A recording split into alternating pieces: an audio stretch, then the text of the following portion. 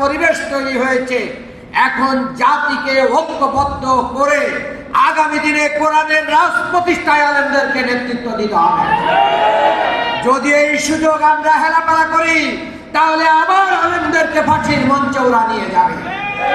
আপনারা দেখেছেন ভারত প্রতিবেশী রাষ্ট্র যেভাবে দেশের উপরে, দেশের মানুষের উপরে তৌহিদি জনতার উপরে আঘাত এনেছিল, 5ই মে শাপলা চত্বরে আঘাত এনেছিল, তারা কিন্তু তাদের পরিকল্পনা বাস্তবায়ন থেকে দূরে সরে যায় না।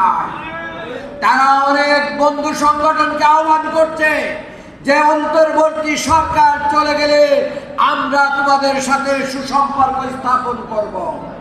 আমরা সুস্পষ্টভাবে বলতে চাই, বাংলাদেশ আর ভারতের দাবিদারি রাষ্ট্র এবং রাজনীতি চলবে না। আলেমরা যেভাবে জীবন দিয়েছে শাপলা চত্বরে, মাওলানা মতিউর রহমান নিজামী যেভাবে ফাঁসির মঞ্চে চলে গিয়েছেন, আমাদের আলেমরা কারাবরণ করেছেন কিন্তু আপোষ করেননি। আগামী দিনে আপনারা যদি ঐক্যবদ্ধ জাতি গঠনে এগিয়ে আসেন, বাংলাদেশ জামাত ইসলামী আপনাদেরকে চেয়ার ছেড়ে দেবে, আপনাদেরকে সম্মানের জায়গা দিয়ে দেবে। তারা রাস্তায় আপনাদেরকে নিরাপদ রেখে তাদের বুকের তাজা রক্ত সম্মুখ পদে ঢেলে দিয়ে এদেশে কোরআনের রাজ কায়েমের জন্য কাজ করে যাবে ইনশাআল্লাহ। আজকের এই ইফতার মাহফিল থেকে বলতে চাই, কোরআন নাজিলের মাসে আমরা কোরআনের দিন প্রতিষ্ঠার সিদ্ধান্ত গ্রহণ করি। আজকে যে জিনা ব্যভিচার, অন্যায় অবিচার হচ্ছে, এগুলো বন্ধ করার জন্য একমাত্র কোরআনের বিধানই যথেষ্ট। কাজেই আলেম ওলামারা এগিয়ে আসুন, বাংলাদেশকে এগিয়ে নিয়ে যান।